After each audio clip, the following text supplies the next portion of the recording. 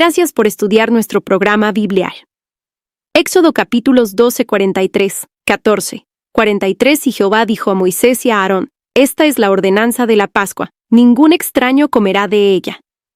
44. Más todo siervo humano comprado por dinero comerá de ella, después que lo hubiere circuncidado. 45. El extranjero y el jornalero no comerán de ella. 46. Se comerá en una casa, y no llevarás de aquella carne fuera de ella, ni quebraréis hueso suyo. 47. Toda la congregación de Israel lo hará. 48. Más si algún extranjero morare contigo, y quisiere celebrar la Pascua para Jehová, seáis circuncidado todo varón, y entonces la celebrará, y será como uno de vuestra nación, pero ningún incircunciso comerá de ella.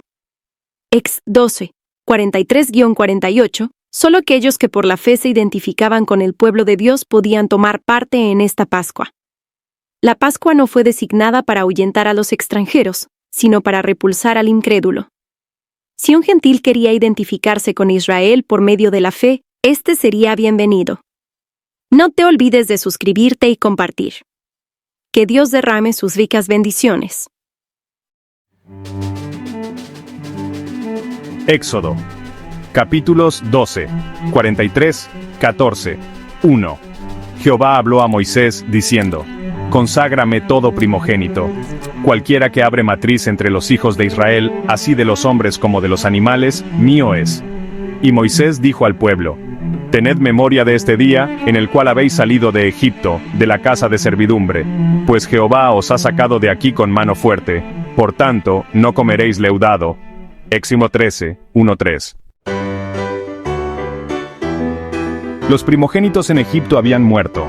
Los dioses de Egipto siempre habían reclamado a los primogénitos como suyos, y ahora Dios reclama a los primogénitos de Israel como suyos.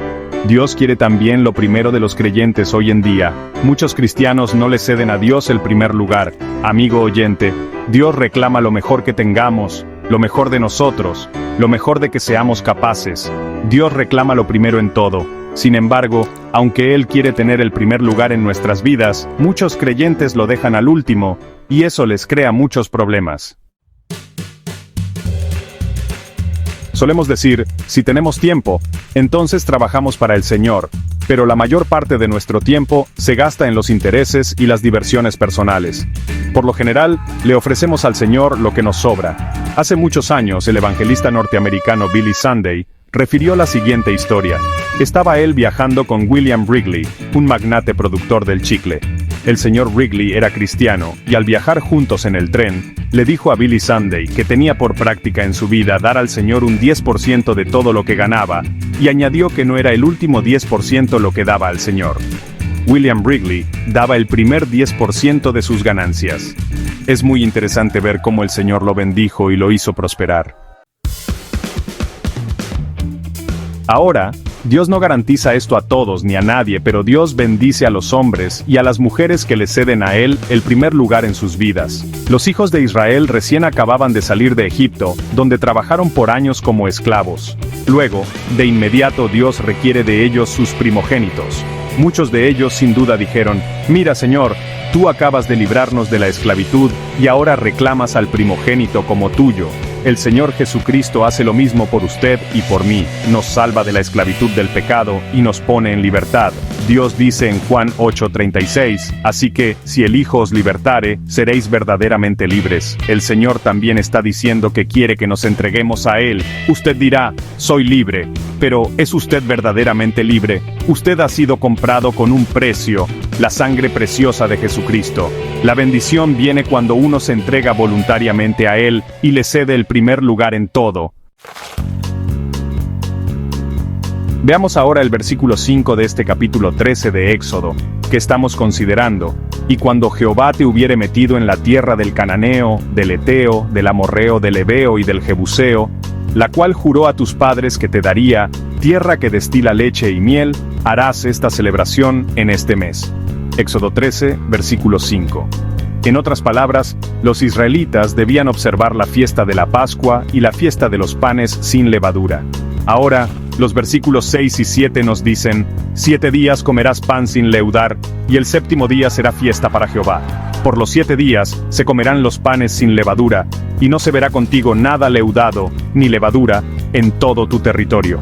Éxodo 13, versículos 6 y 7. Cuando los israelitas salieron de Egipto, llevaban con ellos sus amasaderas y la masa que estaba en ellas. Esta era masa leudada, y Dios dice: quiero que la boten. Los panes sin levadura serán comidos por 7 días, y no habrá leudado visto contigo, ni en tu casa. El versículo 8 continúa diciendo: y lo contarás en aquel día a tu hijo, diciendo: se hace esto con motivo de lo que Jehová hizo conmigo cuando me sacó de Egipto. Éxodo 13, versículo 8. Esta observancia debía ser pasada de una generación a otra para que el pueblo siempre recordara que Dios libró a los israelitas de la tierra de Egipto. Sigamos con los versículos 9 al 12 de este capítulo 13 de Éxodo. Y te será como una señal sobre tu mano, y como un memorial delante de tus ojos, para que la ley de Jehová esté en tu boca, por cuanto con mano fuerte te sacó Jehová de Egipto. Por tanto, tú guardarás este rito en su tiempo de año en año. Y cuando Jehová te haya metido en la tierra del cananeo, como te ha jurado a ti y a tus padres, y cuando te la hubiere dado, dedicarás a Jehová todo aquel que abriere matriz, y asimismo todo primer nacido de tus animales, los machos serán de Jehová. Éxodo 13, versículos 9 al 12. Los primogénitos de todos los ganados que pertenecían a los hijos de Israel eran del Señor. Avancemos ahora con el versículo 13. Mas todo primogénito de asno redimirás con un cordero, y si no lo redimieres, quebrarás su cerviz. También redimirás al primogénito de tus hijos. Éxodo 13:13. Todo primogénito de asno debía ser redimido con un cordero. Dios no quería uno de esos animales orejudos como ofrenda. La ofrenda tenía que ser un cordero. Los primogénitos de los hombres entre sus hijos debían ser redimidos, como veremos más tarde, con plata metálica. La plata era el dinero de la redención. Los versículos 14 y 15 establecen el recordatorio de la liberación de Egipto. Leamos. Y cuando mañana te pregunte tu hijo diciendo: ¿qué es esto?, le dirás: Jehová nos sacó con mano fuerte de Egipto, de casa de servidumbre, y endureciéndose Faraón para no dejarnos ir, Jehová hizo morir en la tierra de Egipto a todo primogénito, desde el primogénito humano hasta el primogénito de la bestia. Y por esta causa, yo sacrifico para Jehová todo primogénito macho, y redimo al primogénito de mis hijos.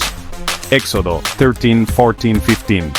Esta observancia debía recordar a los israelitas que Dios los libró de la tierra de Egipto. Los primogénitos de sus hijos tenían que ser redimidos con plata. El apóstol Pedro en su primera carta, capítulo 1 y versículos 18 y 19, nos dice: sabiendo que fuisteis rescatados de vuestra vana manera de vivir, la cual recibisteis de vuestros padres, no con cosas corruptibles, como oro o plata, sino con la sangre preciosa de Cristo, como de un cordero sin mancha y sin contaminación. Ahora, en Éxodo, capítulo 13 y versículo 17, leemos: y luego que Faraón dejó ir al pueblo, Dios no los llevó por el camino de la tierra de los filisteos que estaba cerca, porque dijo Dios: para que no se arrepienta el pueblo cuando vea la guerra y se vuelva a Egipto. Éxodo 13, 17. Los israelitas acababan de salir de la servidumbre y no estaban preparados en ninguna manera para la guerra. La ruta más corta para seguir a la tierra que Dios les había dado era por la costa del mar. Pero los israelitas de los tiempos pasados no tenían armas con que luchar con los pueblos allí establecidos, y por tanto, Dios bondadosamente los llevó por el desierto. Era una ruta más larga hacia la tierra prometida, pero pasarían sin guerra. No tendrían que enfrentarse con un enemigo hasta cuando entraran en la tierra. Pasaron 40 años viajando por el desierto antes de entrar en la tierra prometida. Pero para ese entonces ya tendrían un ejército y estarían equipados para entrar en combate. Alguien dirá: pero Dios bien pudo haberlos librado por medio de algún milagro. Esto es verdad, pero esta clase de actitud nos causa repugnancia. Algunos cristianos creen que Dios debe hacer un milagro por ellos cada minuto. Se sienten como si tienen el derecho de demandar al Señor que intervenga por ellos si están enfermos, o si se encuentran en dificultades, etc. Es verdad que lo que se pide al Señor Él sí lo puede hacer, pero no es cuestión de su habilidad, sino más bien una cuestión de la buena voluntad de Dios, y si es según su plan o no, que Él haga un milagro. Dios pudo haber traído a los israelitas por la vía de la tierra de los filisteos haciendo algún milagro. Si hubieran sido atacados, Dios bien podía haberlos librado. Cuando es necesario, Dios está preparado para hacer milagros, pero solo para lograr que sea hecha su voluntad. Y en este tiempo particular, no era la voluntad de Dios que Israel entrara en combate. El versículo 18 dice: Mas hizo Dios que el pueblo rodease por el camino del desierto del Mar Rojo, y subieron los hijos de Israel de Egipto armados. Éxodo 13:18. La palabra armados es una palabra interesante. No significa que tenían armamento, sino que los hijos de Israel habían salido de Egipto en una manera ordenada. No salieron de la tierra como cualquier multitud, sino en una manera organizada. No tenían ningún ejército, sino que se agruparon en filas de 5, y si usted los hubiera visto viajando por el desierto, pues no habría observado un grupo de gente más ordenado. Éxodo 13, versículo 19, dice: Tomó también consigo Moisés los huesos de José, el cual había juramentado a los hijos de Israel diciendo: Dios ciertamente os visitará, y haréis subir mis huesos de aquí con vosotros. Cuando los israelitas partieron de Egipto, Moisés llevó los huesos de José. Hay un pasaje interesante en Génesis, capítulo 50, versículo 24, que dice: Y José dijo a sus hermanos: Yo voy a morir, mas Dios ciertamente os visitará, y os hará subir de esta tierra a la tierra que juró a Abraham, a Isaac y a Jacob. Y el versículo 25 de Génesis 50 continúa diciendo: E hizo jurar José a los hijos de Israel diciendo: Dios ciertamente os visitará, y haréis llevar de aquí mis huesos. Por lo menos 200 años habían transcurrido desde que José había hablado estas palabras. Cuando él murió, era un héroe nacional, pero después de su muerte, un nuevo faraón se levantó sobre Egipto, el cual no conocía a José. Y ya no era un héroe nacional. José quería ser sepultado en la tierra prometida, y Moisés quiso ayudarle a cumplir este deseo. Pero, ¿para qué quitarían su cuerpo para sepultarlo en la tierra? José sabía que sería levantado algún día de los muertos para ser llevado al cielo. ¿Qué importaba entonces si su plataforma de lanzamiento quedaba en Egipto o en la tierra de Israel? Aquella tierra debía ser el cielo para ellos. Algún día habrá una resurrección de los israelitas, primero para el milenio, y luego para la eternidad. Esta era la esperanza de José y también de Moisés. Ahora, los versículos 20 al 22 dicen: Y partieron de Sucot y acamparon en Etam, a la entrada del desierto. Y Jehová iba delante de ellos de día en una columna de nube para guiarlos por el camino, y de noche en una columna de fuego para alumbrarles, a fin de que anduviesen de día y de noche. Nunca se apartó de delante del pueblo la columna de nube de día, ni de noche la columna de fuego. Éxodo 13:20-22. Los hijos de Israel viajan hacia aquel desierto terrible que Moisés conocía también. Sin embargo, iban por el desierto, y ni aún se quemaban con el sol porque los cubría de día una columna de nube. Esa nación tenía algo que ninguna otra nación jamás ha tenido: la gloria, la presencia visible de Dios. Pablo lo expresó de esta manera en su carta a los Romanos, capítulo 9, versículo 4, que son israelitas, de los cuales son la adopción, la gloria, el pacto, la promulgación de la ley, el culto y las promesas. Ni aún la iglesia tiene con ella la presencia visible de Dios. La gloria pertenece solo a Israel. Nada visible ha sido dado a la iglesia. El mismo apóstol Pablo, en su carta a los Efesios, capítulo 1, versículo 3, dice que Dios nos bendijo con toda bendición espiritual en los lugares celestiales en Cristo. Los israelitas estaban caminando por la fe, aún como nosotros caminamos. Anticipaban la venida de Cristo, y nosotros miramos atrás a un evento histórico. No necesitamos de la presencia visible de Dios para poder caminar por la fe, porque tenemos la muerte de Cristo en la cruz y su resurrección como un hecho perfecto. Ellos necesitaban de la gloria porque la redención todavía no había sido efectuada en la historia como ahora ya lo ha sido. Dios hizo todas las preparaciones para cada eventualidad a fin de guiar a su pueblo con seguridad por el desierto. Egipto empieza gradualmente a desaparecer, y delante de los israelitas está la perspectiva de la tierra prometida. Y así concluye nuestro estudio del capítulo 13 del libro de Éxodo, y ahora entramos en el capítulo 14. En este capítulo Dios da instrucciones a los hijos de Israel. Faraón empieza a perseguirlos con su ejército. Los israelitas se ponen descontentos y murmuran. Moisés anima a su pueblo. Dios da también instrucciones a Moisés. La columna de nube es quitada y los israelitas pasan por el Mar Rojo. Los egipcios persiguen a los israelitas por el camino del Mar Rojo y se ahogan. Leamos los primeros 2 versículos de este capítulo 14 de Éxodo que seguimos estudiando. Habló Jehová a Moisés, diciendo: Di a los hijos de Israel que den la vuelta y acampen delante de Pi-Hahirot, entre Migdol y el mar hacia Baal-Zephón, delante de él acamparéis junto al mar. Éxodo January 2, 14. Es difícil estar seguro de la ubicación exacta, pero estos lugares sin duda estaban en alguna parte entre el río Nilo y el Mar Rojo. Leamos el versículo 3. Porque Faraón dirá de los hijos de Israel: encerrados están en la tierra, el desierto los ha encerrado. Éxodo 14, 3. Faraón tenía algunos hombres que espiaban a los hijos de Israel. El movimiento de 2,5 millones de personas sería difícil de ocultar de todos modos. Faraón creía que los israelitas viajarían por la vía de la costa y por la tierra de los filisteos. Cuando ellos se encaminan entonces al desierto, él cree que están perdidos y que no saben para dónde van. Cuando él cree que están atrapados, entonces procede a perseguirlos. Es obvio que Faraón dejó ir de mala gana a los israelitas, pero Dios no ha acabado todavía de tratar con este hombre. Veamos los versículos 4 al 7 de este capítulo 14 de Éxodo que dicen: Y yo endureceré el corazón de Faraón para que lo siga, y seré glorificado en Faraón y en todo su ejército, y sabrán los egipcios que yo soy Jehová.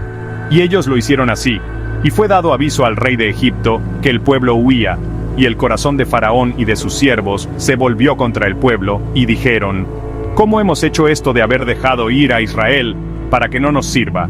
Y unció su carro, y tomó consigo su pueblo. Y tomó 600 carros escogidos, y todos los carros de Egipto, y los capitanes sobre ellos. Éxodo April 7, 14. Las huestes de Egipto avanzan contra los hijos de Israel con 600 carros. Usted bien puede imaginarse lo que aquel número de carros podría hacer a un pueblo indefenso, especialmente a las mujeres, los niños y al ganado. Sin duda causarían una matanza terrible y estragos enormes entre los israelitas. En los versículos 8 al 10, veremos la persecución de Faraón al pueblo hebreo. Leamos: y endureció Jehová el corazón de Faraón rey de Egipto, y él siguió a los hijos de Israel. Pero los hijos de Israel habían salido con mano poderosa. Siguiéndolos pues, los egipcios, con toda la caballería y carros de Faraón, su gente de a caballo, y todo su ejército, los alcanzaron acampados junto al mar, al lado de Pi-Hahirot, delante de Baal-Zephón. Y cuando Faraón se hubo acercado, los hijos de Israel alzaron sus ojos, y he aquí que los egipcios venían tras ellos, por lo que los hijos de Israel temieron en gran manera, y clamaron a Jehová. Éxodo 14 August 10. El Mar Rojo estaba frente a los israelitas y las huestes de Egipto estaban detrás. Esta gente indefensa se encuentra en una situación realmente desesperada. Desde todo punto de vista natural, los israelitas se hallan en... Continuamos hoy, amigo oyente, avanzando en nuestro estudio del capítulo 12 del libro de Éxodo. Dijimos al concluir nuestro programa anterior que la celebración de la Pascua data del éxodo de Israel de la tierra de Egipto. Nunca debían olvidar lo que Jehová hizo por ellos hasta cuando venga el rey de nuevo y se establezca el milenio. Ahora solamente los israelitas debían comer la Pascua. En los versículos 43 al 48 de este capítulo 12 de Éxodo, encontramos algunas ordenanzas específicas en cuanto a esta observancia. Leamos. Y Jehová dijo a Moisés y a Aarón: Esta es la ordenanza de la Pascua. Ningún extraño comerá de ella, mas todo siervo humano comprado por dinero comerá de ella, después que lo hubieres circuncidado. El extranjero y el jornalero no comerán de ella. Se comerá en una casa, y no llevarás de aquella carne fuera de ella, ni quebraréis hueso suyo. Toda la congregación de Israel lo hará. Mas si algún extranjero morare contigo, y quisiere celebrar la Pascua para Jehová, séale circuncidado todo varón, y entonces la celebrará, y será como uno de vuestra nación, pero ningún incircunciso comerá de ella. Solo aquellos que por la fe se identificaban con el pueblo de Dios podían tomar parte en esta Pascua. La Pascua no fue designada para ahuyentar a los extranjeros, sino para repulsar al incrédulo. Si un gentil quería identificarse con Israel por medio de la fe, éste sería bienvenido. Ahora los versículos 49 al 51 dan otras pautas en cuanto a esta gran celebración. Leamos. La misma ley será para el natural y para el extranjero que habitar entre vosotros. Así lo hicieron todos los hijos de Israel. Como mandó Jehová a Moisés y a Aarón, así lo hicieron. Y en aquel mismo día sacó Jehová a los hijos de Israel de la tierra de Egipto por sus ejércitos. Al seguir a los hijos de Israel desde Egipto al Mar Rojo y luego al desierto, aprenderemos algunas lecciones y participaremos de sus experiencias, las cuales corresponden a muchos aspectos de la vida cristiana hoy en día. Y aquí concluye el capítulo 12 de Éxodo y entramos al capítulo 13. Ahora, en este capítulo 13 vamos a considerar los siguientes aspectos principales. Los primogénitos entre los israelitas son santificados a Dios. En segundo lugar, el conmemorativo de la Pascua se celebra. Tercero, los primogénitos de los animales son santificados. En cuarto lugar, los israelitas parten de Egipto y llegan a Etam. En quinto lugar, Dios guía a los israelitas de día en una columna de nube y de noche en una columna de fuego. Los israelitas salen de la tierra de Egipto y viajan hacia el Mar Rojo. Leamos los primeros 3 versículos de este capítulo 13 de Éxodo. Jehová habló a Moisés diciendo: Conságrame todo primogénito, cualquiera que abre matriz entre los hijos de Israel, así de los hombres como de los animales, mío es. Y Moisés dijo al pueblo: Tened memoria de este día, en el cual habéis salido de Egipto, de la casa de servidumbre, pues Jehová os ha sacado de aquí con mano fuerte. Por tanto, no comeréis leudado. Los primogénitos en Egipto habían muerto. Los dioses de Egipto siempre habían reclamado a los primogénitos como suyos, y ahora Dios reclama a los primogénitos de Israel como suyos. Dios quiere también lo primero de los creyentes hoy en día. Muchos cristianos no le ceden a Dios el primer lugar. Amigo oyente, Dios reclama lo mejor que tengamos, lo mejor de nosotros, lo mejor de que seamos capaces. Dios reclama lo primero en todo. Sin embargo, aunque Él quiere tener el primer lugar en nuestras vidas, muchos creyentes le dejan el último, y eso les crea muchos problemas. Solemos decir: si tenemos tiempo, entonces trabajamos para el Señor. Pero la mayor parte de nuestro tiempo se gasta en los intereses y las diversiones personales. Por lo general le ofrecemos al Señor lo que nos sobra. Hace muchos años el evangelista norteamericano Billy Sunday refirió la siguiente historia. Estaba él viajando con William Wrigley, un magnate productor del chicle. El señor Wrigley era cristiano y al viajar juntos en el tren, le dijo a Billy Sunday que tenía por práctica en su vida dar al Señor un 10% de todo lo que ganaba. Y añadió que no era el último 10% lo que daba al Señor. William Wrigley daba el primer 10% de sus ganancias. Es muy interesante ver cómo el Señor lo bendijo y lo hizo prosperar. Ahora, Dios no garantiza esto a todos ni a nadie, pero Dios bendice a los hombres y a las mujeres que le ceden a Él el primer lugar en sus vidas.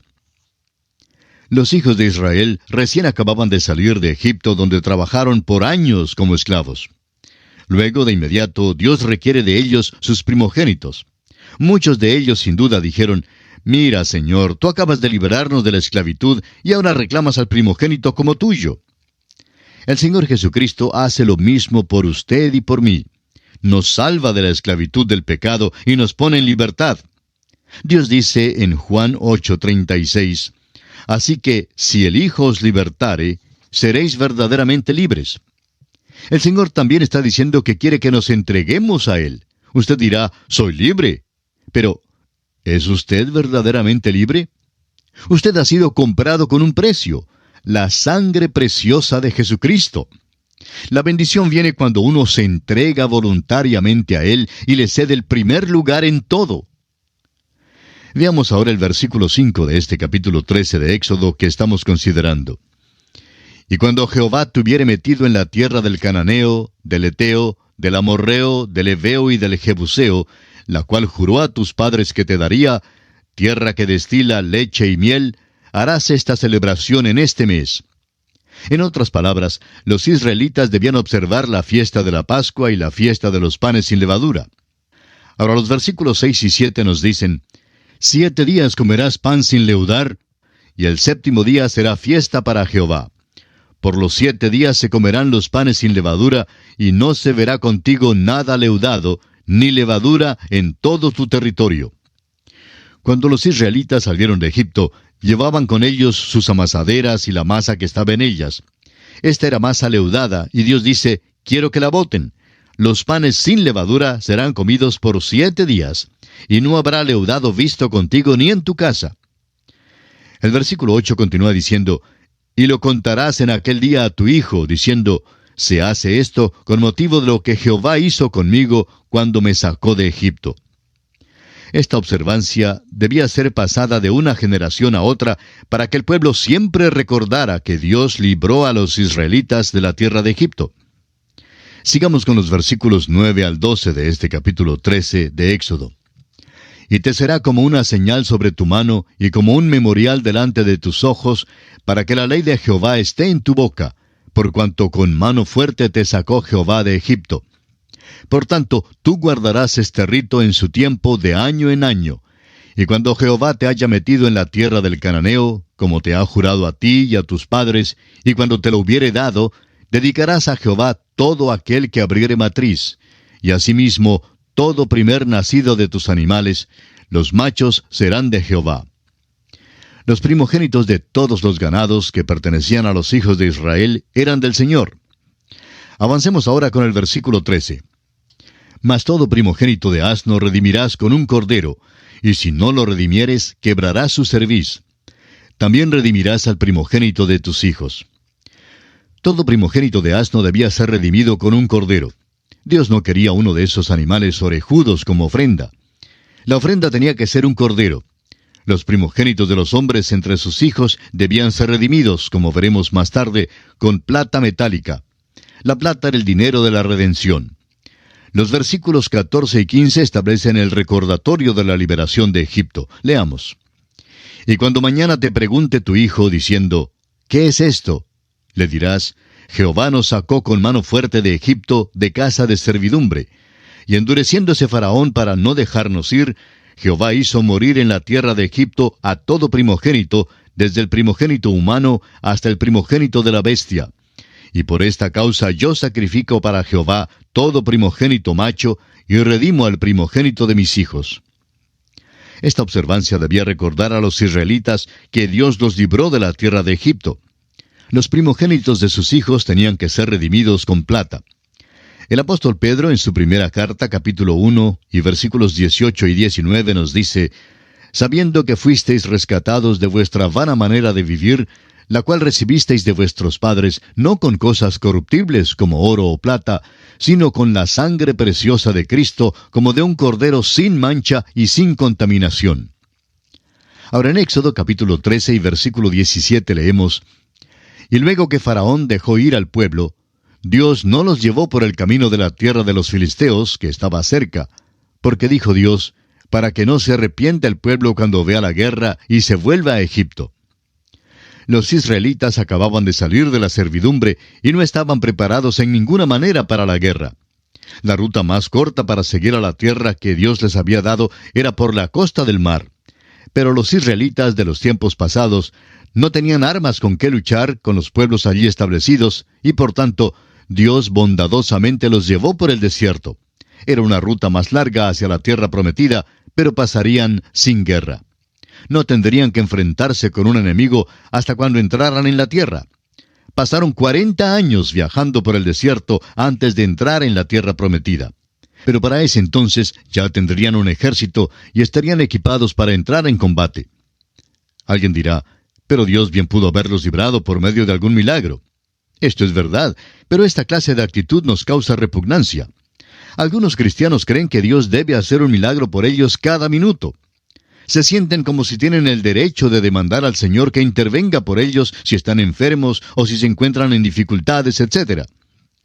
Es verdad que lo que se pide al Señor, Él sí lo puede hacer, pero no es cuestión de su habilidad, sino más bien una cuestión de la buena voluntad de Dios y si es según su plan o no que Él haga un milagro.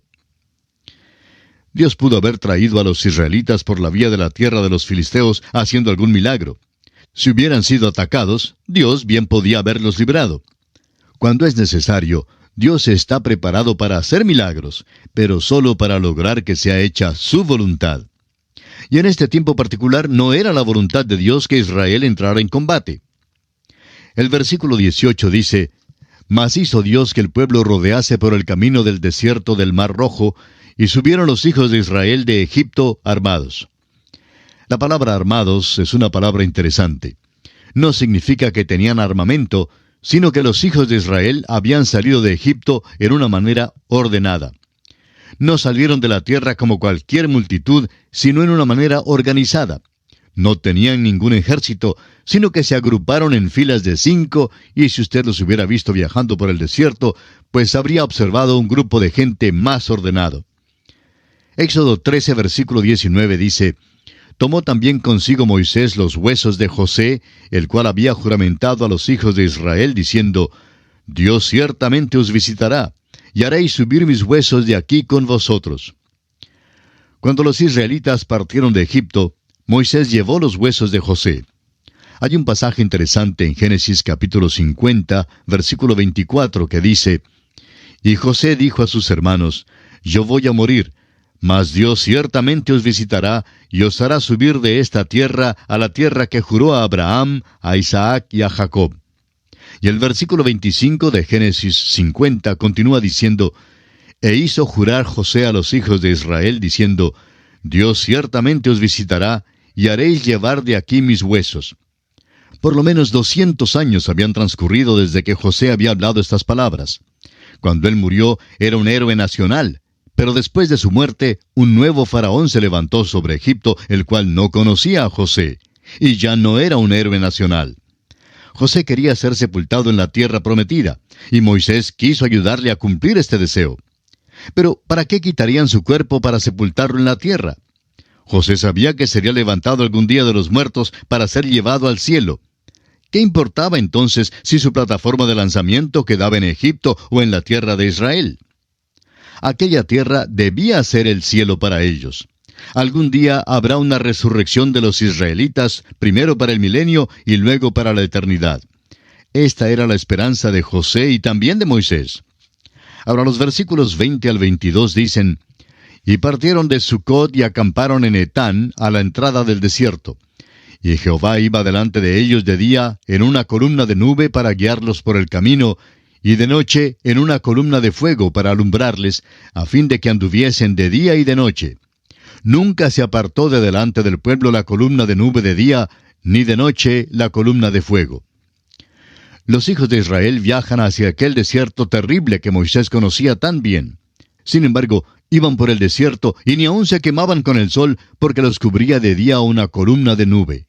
Esa nación tenía algo que ninguna otra nación jamás ha tenido: la gloria, la presencia visible de Dios. Pablo lo expresó de esta manera en su carta a los Romanos capítulo 9, versículo 4, que son israelitas, de los cuales son la adopción, la gloria, el pacto, la promulgación de la ley, el culto y las promesas. Ni aun la iglesia tiene con ella la presencia visible de Dios. La gloria pertenece solo a Israel. Nada visible ha sido dado a la iglesia. El mismo apóstol Pablo, en su carta a los Efesios capítulo 1, versículo 3, dice que Dios nos bendijo con toda bendición espiritual en los lugares celestiales en Cristo. Los israelitas estaban caminando por la fe, aun como nosotros caminamos. Anticipaban la venida de Cristo y nosotros miramos atrás a un evento histórico. No necesitamos la presencia visible de Dios para poder caminar por la fe, porque tenemos la muerte de Cristo en la cruz y su resurrección como un hecho perfecto. Ellos necesitaban de la gloria, porque la redención todavía no había sido efectuada en la historia, como ahora ya lo ha sido. Dios hizo todas las preparaciones para cada eventualidad a fin de guiar a su pueblo con seguridad por el desierto. Egipto empieza gradualmente a desaparecer, y delante de los israelitas está la perspectiva de la tierra prometida. Y así concluye nuestro estudio del capítulo 13 del libro de Éxodo. Y ahora entramos en el capítulo 14. En este capítulo, Dios da instrucciones a los hijos de Israel. Faraón empieza a perseguirlos con su ejército. Los israelitas se ponen descontentos y murmuran. Moisés anima a su pueblo. Dios da también instrucciones a Moisés. La columna de nube es quitada y los israelitas pasan por el Mar Rojo. Los egipcios persiguen a los israelitas por el camino del Mar Rojo y se ahogan. Leamos los primeros 2 versículos de este capítulo 14 de Éxodo que seguimos estudiando. Habló Jehová a Moisés diciendo, Di a los hijos de Israel que den la vuelta y acampen delante de Pi-Hahirot, entre Migdol y el mar hacia Baal-Zephón. Delante de él acamparéis junto al mar. Es difícil estar seguro de la ubicación exacta, pero estos lugares sin duda estaban en alguna parte entre el río Nilo y el mar Rojo. Leamos el versículo 3. Porque Faraón dirá a los hijos de Israel, Encerrados están en la tierra, el desierto los ha encerrado. Faraón tenía algunos hombres que espiaban a los hijos de Israel. El movimiento de 2,5 millones de personas sería difícil de ocultar de todos modos. Faraón creía que los israelitas viajarían por la vía de la costa y por la tierra de los filisteos. Cuando ellos se encaminan entonces al desierto, él cree que están perdidos y que no saben para dónde van. Cuando él cree que están atrapados, entonces procede a perseguirlos. Es obvio que Faraón dejó ir de mala gana a los israelitas, pero Dios no ha acabado todavía de tratar con este hombre. Veamos los versículos 4 al 7 de este capítulo 14 de Éxodo, que dicen, Y yo endureceré el corazón de Faraón para que lo siga, y seré glorificado en Faraón y en todo su ejército, y sabrán los egipcios que yo soy Jehová. Y ellos lo hicieron así. Y fue dado aviso al rey de Egipto que el pueblo huía, y el corazón de Faraón y de sus siervos se volvió contra el pueblo, y dijeron, ¿Cómo hemos hecho esto de haber dejado ir a Israel para que no nos sirva? Y unció su carro, y tomó consigo su pueblo, y tomó 600 carros escogidos, y todos los carros de Egipto, y los capitanes sobre ellos. Las huestes de Egipto avanzan contra los hijos de Israel con 600 carros. Usted bien puede imaginarse lo que aquel número de carros podía hacer a un pueblo indefenso, especialmente a las mujeres, los niños y al ganado. Sin duda, causarían una matanza terrible y estragos enormes entre los israelitas. En los versículos 8 al 10 veremos la persecución de Faraón al pueblo hebreo. Leamos. Y endureció Jehová el corazón de Faraón, rey de Egipto, y él siguió a los hijos de Israel. Pero los hijos de Israel habían salido con mano poderosa. Siguiéndolos pues los egipcios, con toda la caballería y carros de Faraón, su gente de a caballo y todo su ejército, los alcanzaron acampados junto al mar, al lado de Pi-Hahirot, delante de Baal-Zephón. Y cuando Faraón se hubo acercado, los hijos de Israel alzaron sus ojos, y he aquí que los egipcios venían tras ellos, por lo que los hijos de Israel temieron en gran manera y clamaron a Jehová. El mar Rojo estaba frente a los israelitas y las huestes de Egipto estaban detrás. Esta gente indefensa se encuentra en una situación realmente desesperada. Desde todo punto de vista natural, los israelitas se hallan en un apuro grande. Y aquí vamos a detenernos por esta oportunidad. Continuaremos con este interesantísimo relato, Dios mediante, en nuestro próximo programa. Hasta entonces, amigo oyente, que Dios le bendiga, es nuestra fiel oración al Señor.